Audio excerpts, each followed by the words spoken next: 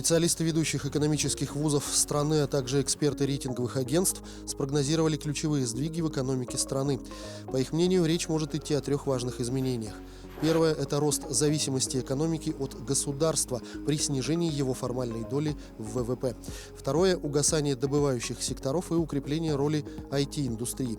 Более того, доминирование цифровых платформ может привести к обострению конкуренции в связи с выходом агрегаторов в тот бизнес, для которого они были сформированы, а в ряде случаев даже к монополизации традиционных рынков IT-гигантами. Третье изменение – продолжение активной налоговой политики, хотя и более стимулирующего характера. Только когда основные для правительства показатели, например, доходы населения и демография, стабилизируются или хотя бы приблизятся к плановым значениям, частота этих изменений спадет, полагают эксперты. Средняя сумма выданных россиянам ипотечных кредитов в ноябре 2020 года составила 2 миллиона 730 тысяч рублей, то есть почти на 300 тысяч рублей или на 12% больше, чем в ноябре прошлого года. Как поясняют эксперты, рост средней суммы кредита на жилье связан со снижением ставок и привлечением вследствие этого на рынок граждан с высоким персональным кредитным рейтингом. Таким клиентам банки охотнее выдают крупные суммы.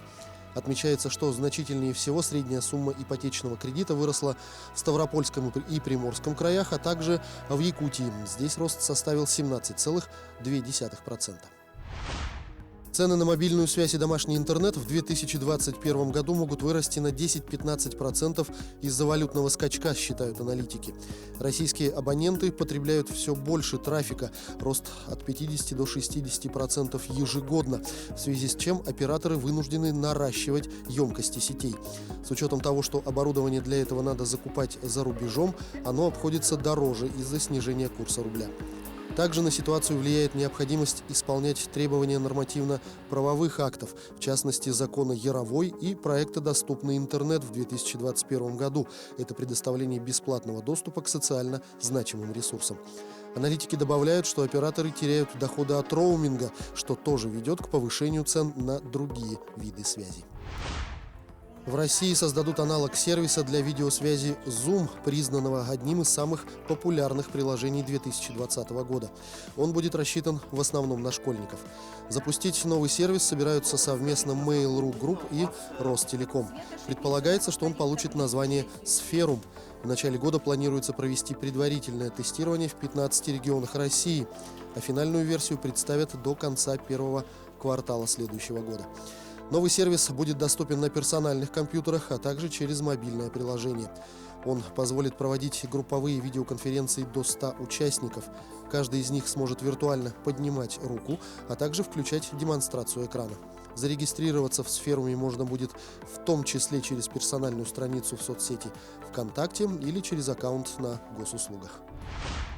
Новые санитарно-эпидемиологические требования к работе магазинов и рынков, продающих пищевую продукцию, утверждены Роспотребнадзором.